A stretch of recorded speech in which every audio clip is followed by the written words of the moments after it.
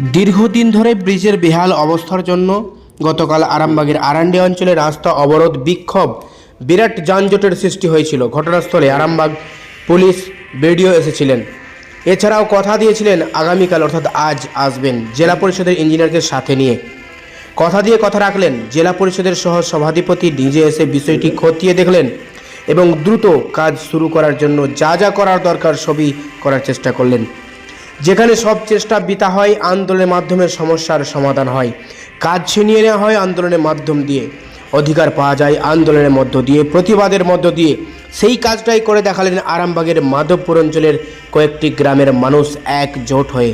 আমরা শোনাবো কি বলছেন হুগলি জেলার সহ সভাধিপতি প্রাক্তন বিধায়ক আরামবাগের কৃষ্ণচন্দ্র সাঁতরা, আরামবাগ পঞ্চায়েত সমিতির সভাপতি শিশির সরকার ও স্থানীয় প্রতিবাদী মানুষরা। দেখুন বিস্তারিত।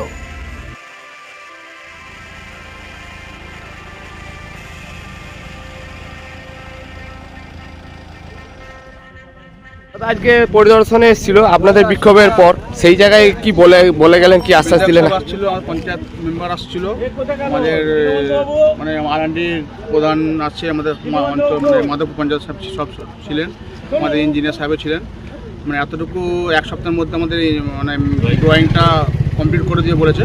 আমাকে নাম্বারও দিয়েছে, ইঞ্জিনিয়ার সাহেব আমাকে নাম্বার দিয়েছে, আর ও বলেছে বর্ষার আগে পর্যন্ত কমপ্লিট না হলে যা ইচ্ছে তাই করবে। আপনারা কি খুশি? এই যে আপনাদের সাথে কথাবার্তা হয়, কি আপনারা খুশি আছেন? হ্যাঁ, আমরা খুশি আছি। বর্ষার আগে পর্যন্ত আমাদেরকে করে দিয়ে বলেছে। কি মনে করছেন বর্ষার আগে হয়ে যাবে? হ্যাঁ, এতটুকু তো আশা তো করতেই হবে, যেহেতু বলেছে। আর কি করবো, এর বিকল্প বর্ষার 2-3 মাস 4 মাস, তারপর আবার কত নামবো। এর বিকল্প কি আর কিছু করছে কি? এখন যে হারে যে অবস্থা আছে, এর বিকল্প কিছু করে দিবে কি? এখন যে ব্রিজটা অবস্থা, স্যার বলছিল হালকা করে কিছু করে দেওয়ার জন্য। আমরা মানা করেছি না, যেরকম মাস এমনই থাক, কাঠে করে করতে লাগবে না, আমরা এই অবস্থাতেই চলাফেরা করব। আপনার নাম? আমার নাম এসকে আসিফ। এটা যেখানে পরিদর্শন এসেছি ইতিমধ্যেই, কিন্তু আমরা এখানে ব্রিজ করার জন্য অলরেডি আমাদের প্রসেস আরম্ভ হয়ে গেছে, সয়েল টেস্ট হয়ে গেছে। এবার যেটুকু কাজ, এবার তার জন্য এবার হবে কি, ওই পিকচার নাকি ছবি তৈরি হবে, ড্রয়িং তৈরি হবে, হলে সেটা সেন্ট্রালে যাবে। যেটা আজকে কথা হলো আমাদের রাশিয়ার ইঞ্জিনিয়ার সাথে, এক্সিকিউটিভ ইঞ্জিনিয়ারের সাথে, উনি 7 দিনের মধ্যে ড্রয়িংটা করে পাঠিয়ে দেবেন।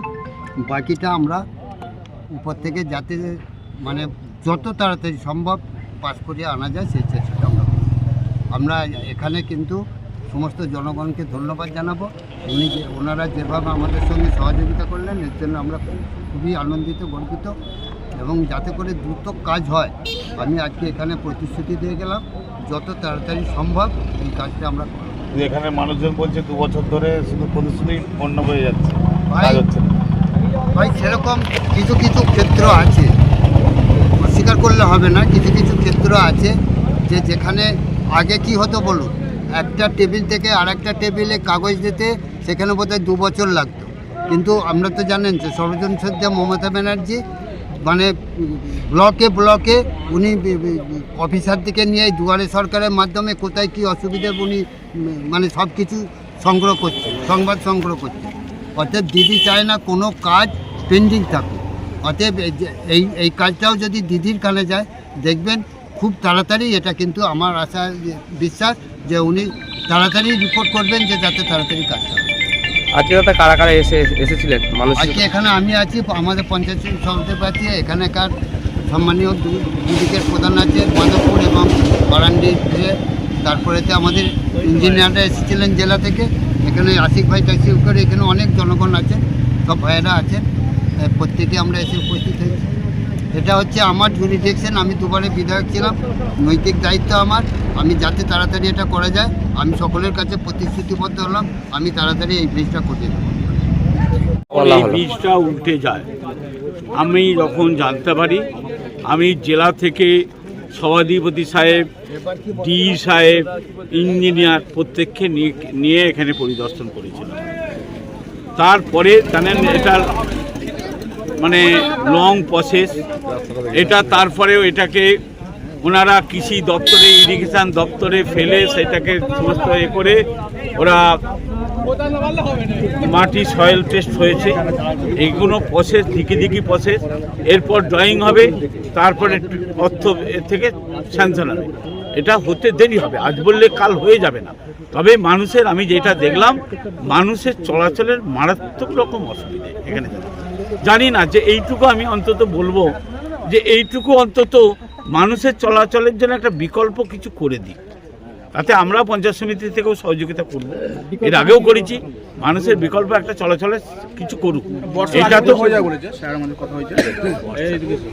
একটা লং প্রসেস, বর্ষার আগে হলে আমরা তো চাই সবসময় আগে হয়ে যায়।